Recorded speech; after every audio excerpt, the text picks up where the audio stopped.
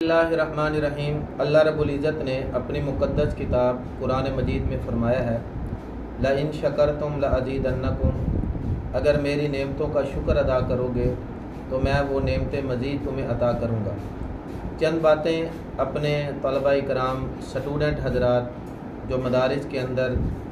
جامعات کے اندر زیر تعلیم ہیں ان سے کرنا چاہتا ہوں۔ اللہ رب العزت کا بہت بڑا ہمارے اوپر انعام ہوا، کرم ہوا، فضل ہوا کہ اللہ رب العزت نے ہمیں شوال کے اندر مدارس میں ہمیں قبول فرمایا، اور ذی قعدہ کا مہینہ اور اب ذی الحج کا مہینہ آ چکا ہے۔ ابھی چند ہی دنوں کے بعد مدارس سے تعطیلات ہوں گی، کچھ عرصے کے لیے چھٹیاں ہوں گی، تو چند گزارشات اس حوالے سے آپ سے کرنا چاہتا ہوں کہ ان تعطیلات کو ہم ضائع مت کریں، اور جب چھٹیاں ملیں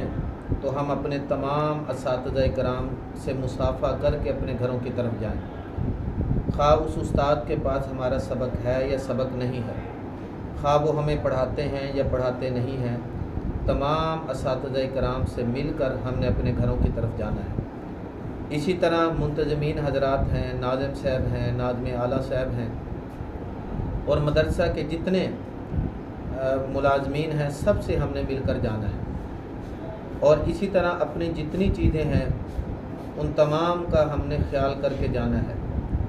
کمروں کے برتن ہیں، بستریں ہیں، صفائی کر کے جائیں، اور اللہ تعالیٰ نے جتنے دن ہمیں یہاں پر 2-1.5 مہینے گزارنے کی توفیق دی اس کا بھی شکر کر کے جائیں۔ جب ہم شکر کر کے ہم جائیں گے اللہ کی اس نعمت کا، اللہ تعالیٰ قربانی کے بعد بھی ہمیں صحت اور عافیت کے ساتھ اس نعمت کو دوبارہ ہمیں جو ہے عطا فرمائیں گے، دوبارہ اپنے مادر علم کے اندر صحت اور عافیت کے ساتھ قبول فرمائیں گے۔ ورنہ ایسے بہت سے طلباء کرام ہیں، کوئی بیماری لگ گئی یا کوئی ایسی مصروفیات کے اندر کوئی معاملات ایسے بن جاتے ہیں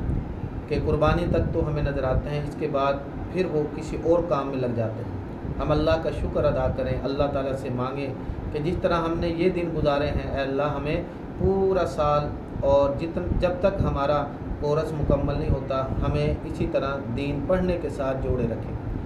اور اسی طرح جب ہم جائیں تو سفر کی دعا کر کے جائیں، اور اپنی ضروری کتابیں وہ بھی ساتھ لے کر جائیں، اور اسی طرح جب ہم اپنے گھر کے اندر پہنچیں اپنے رشتہ داروں کو بھی ملیں، اپنے والدین کی خدمت کریں، اپنے والدہ کی خدمت کریں، نماز 5 وقت تکبیر اولیٰ کے ساتھ صف اول میں پڑھنے کا اہتمام کریں، مسجد کے اندر بہت وقت گزاریں،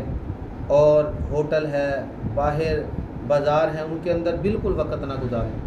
تاکہ ہم ایک نمونہ اپنی بستی والے، اپنی قوم والوں کے لیے بنیں، وہ دیکھیں کہ دیکھو ہمارا بچہ کتنا بدل کر آیا ہے۔ نوافل بھی مسجد میں پڑھیں، تلاوت بھی مسجد کے اندر کریں، اوابین ہیں، اشراق ہیں، اسی طرح جمعہ پڑھانے کا موقع مل جائے تو مسجد کے اندر جمعہ پڑھائیں، درس قرآن دیں، درس حدیث دیں۔ اسی طرح آپ اپنے گاؤں کے اندر تشریف لے گئے ہیں تو وہاں پر آپ کو پتہ چلا کوئی بیمار ہے تو اس کی تیمارداری کریں۔ آپ مدرسے کے اندر تھے، پیچھے بستی گاؤں کے اندر کوئی بندہ فوت ہو گیا ہے، ان کے لیے تعزیت کے لیے جائیں۔ تو بہرحال یہ دن آپ نے بالکل اپنی عبادت میں، اپنی ریاضت میں خوب اعمال کے ساتھ گزارنے ہیں، اور جتنے اسباق ہیں ان کو ہم نے نظر ثانی کرنا ہے، اور اسی طرح ان کا ہم نے تکرار اور مطالعہ کرنا ہے۔ کوئی آپ کا دوست اور آپ کا ساتھی ایسا ہے کہ جو اسی بستی کے اندر رہنے والا ہے یا قریب ہے، اس کو بلا کر آپ اپنا مطالعہ اور تکرار کریں، تاکہ یہ کتابیں ہمیں بھول نہ جائیں، یہ مسئلے ہم سے نسیان کا شکار نہ ہو جائیں۔ ہم نے ان مسئلوں کو بھی یاد کرنا ہے، اور محلے کے اندر گشت ہو تو اس کے اندر شریک ہوں، تعلیم کے اندر شریک ہوں۔